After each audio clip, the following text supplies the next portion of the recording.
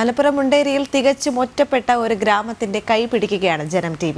2019 പ്രളയത്തിൽ പാലം തകർന്നതോടെ ഇരുട്ടുകുത്തി വനവാസി ഗ്രാമം തീർത്തും ഒറ്റപ്പെട്ടിരിക്കുകയാണ്. മുള കൊണ്ട് കെട്ടിയുണ്ടാക്കിയ ചങ്ങാടത്തിലാണ് രോഗികളും കുട്ടികളുമായി വനവാസികൾ പുഴ കടക്കുന്നത്. ഇന്ന് നമ്മൾ പ്രേക്ഷകർക്ക് മുൻപിലേക്ക് എത്തിക്കുന്നത് ഇരുട്ടുകുത്തി കോളനിക്കാരുടെ ദുരിതമാണ്. പാലമെന്ന ഇവരുടെ ആവശ്യത്തിന് ഏകദേശം 6 വർഷത്തിലധികം പഴക്കമുണ്ട്. അധികാരികളൊന്നും തന്നെ ഇങ്ങോട്ടേക്ക് തിരിഞ്ഞു നോക്കുന്നില്ല എന്നുള്ളതാണ് യാഥാർത്ഥ്യം.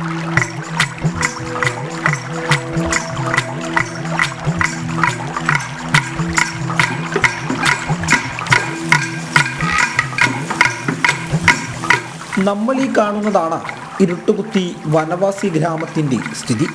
പുഴ മുറിച്ചു കടക്കാൻ പാലമില്ല.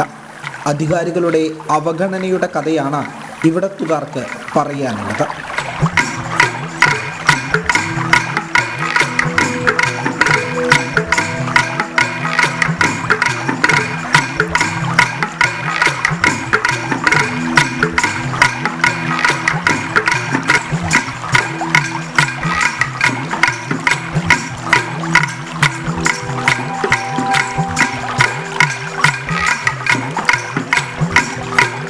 ഞങ്ങളിപ്പോൾ ഈ സംഘർഷത്തിലൊക്കെ ഇങ്ങനെ കെതിവെട്ട് മറ്റോന് ഇങ്ങനെ പാണ്ടിൻ്റെ ചില്ലറപ്പച്ച കൊടുത്തിട്ട് ഞങ്ങളിവിടെ പോരുന്നത്. ഇതൊക്കെ നിങ്ങൾക്ക് അറിയാണ്ട് നമ്മുടെ നാല് സർക്കാരുണ്ട്. അടങ്ങാറ് മാത്രമേ ഉള്ളൂ. വോട്ട് വരുമ്പോൾ നമ്മളെ സർക്കാർ എല്ലാം ഞങ്ങളെ വാരി പിടിക്കാൻ മാത്രമേ വരുള്ളൂ. പിന്നെ അല്ലാത്ത കാര്യങ്ങളൊന്നും അവർക്ക് അറിയുന്നില്ല. ആ കൈക്കാല് പൊട്ടി പോയതിന്റെ നടക്കിൽ പോകണ ചത്തെന്നുള്ള വിവരം തന്നെ അവർ സർക്കാർ അറിയുന്നില്ല.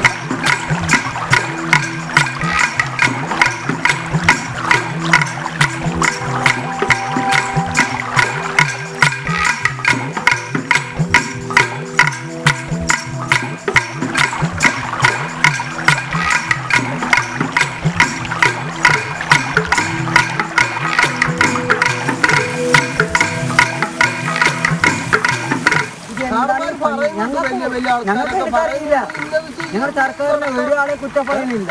ഞങ്ങൾ അവരൊക്കെ എല്ലാ കാര്യങ്ങളും ഞങ്ങളെ അവർ പറഞ്ഞ കാറ്റ് ഞങ്ങൾ അവിടെ എത്തിപ്പെടുന്നുണ്ട്, നമ്മൾ ചെയ്ത് കൊടുക്കുന്നുണ്ട്.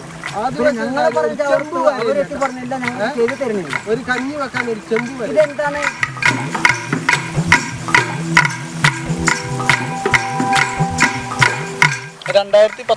ാണ് പാലം പോയത്.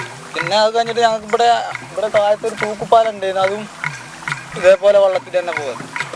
പിന്നെ പാണ്ടി വെള്ളം കൂടി കഴിഞ്ഞാൽ പാണ്ടിമേ കൊണ്ടൊക്കെ നടക്കില്ല. അപ്പോൾ ഇവിടെ കഴിഞ്ഞ മാസം ഒരു മരണം നടന്നിട്ട് ബോട്ട് കൊണ്ടുവന്നിട്ട് മോട്ടർ ഇട്ടിട്ടില്ല. മെഷീന് വെള്ളം കുറവാണെന്ന് പറഞ്ഞിട്ട് ഒരു മോട്ടർ ചെയ്തിട്ടില്ല. പിന്നെ അപ്പോൾ ഞങ്ങൾ കയറെടുത്ത് ഇക്കരയ്ക്ക് ചാടിക്കണം പോയതിൻ്റെയൊക്കെ. പിന്നെ ഇപ്പോൾ അങ്ങനെ കുറേ ബുദ്ധിമുട്ടുണ്ട്. പിന്നെ റോഡും ഇല്ല. ഒരു ഹോസ്പിറ്റലിൽ പോവുകയാണെങ്കിൽ തന്നെ ഗർഭിണിയായ ഒരു പെണ്ണിനെ കൊണ്ടുപോകണമെങ്കിൽ ഇവിടുന്ന് അവിടെ എത്തുമ്പോൾ രസമായി. പാലമില്ലാത്തതിനാൽ മുളകൾ കൊണ്ട് കെട്ടിയുണ്ടാക്കിയ ചങ്ങാടമാണ് പുഴ കടക്കാൻ ഇവർക്ക് ആശ്രയം. പക്ഷേ പുഴയിൽ വെള്ളം കൂടിയാൽ ആ മാർഗവും നിലയ്ക്കും.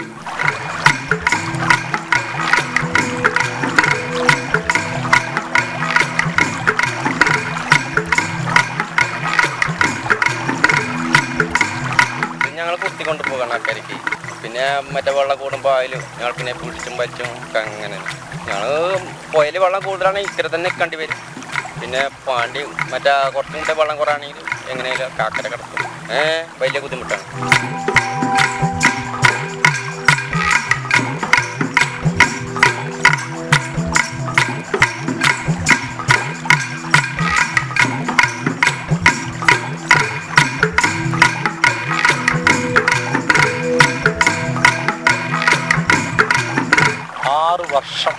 ആറ് വർഷമായിട്ടും ഈ പാലത്തിലേക്ക് ഇത്രയും ആളുകൾ തിങ്ങിപ്പാർക്കുന്ന ഈ ഫോറസ്റ്റ് ഡിപ്പാർട്ട്മെൻറ്റ് അടക്കമുള്ള സർക്കാർ സംവിധാനങ്ങൾ അടക്കമുള്ള ഒരു സംവിധാനം, ഇതിനപ്പുറത്ത് പ്ലാന്റേഷൻ ഉണ്ട്.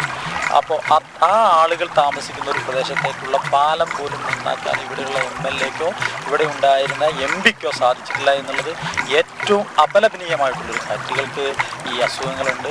രാത്രികളിൽ ഹോസ്പിറ്റലിൽ പോകാനോ അല്ലെങ്കിൽ ഇവിടെ നിന്ന് കുട്ടികൾക്ക് ഈ സ്കൂളിലേക്ക് പോകാനോ ഒക്കെ ആശ്രയിക്കുന്നത് ചങ്ങാടത്തെയാണ്. ഇരുട്ടുകുത്തി കോളനിക്കാരുടെ ദുരിതം അധികാരികൾ കാണുക തന്നെ വേണം. ഒരു പാലം എന്ന ആവശ്യത്തിന് വർഷങ്ങളുടെ പഴക്കമുണ്ട്. അധികാരികൾ ഇടപെട്ട് എത്രയും പെട്ടെന്ന് പരിഹാരം കാണണം എന്നുള്ളത് തന്നെയാണ് ഈ വനവാസികളുടെയും ആവശ്യം.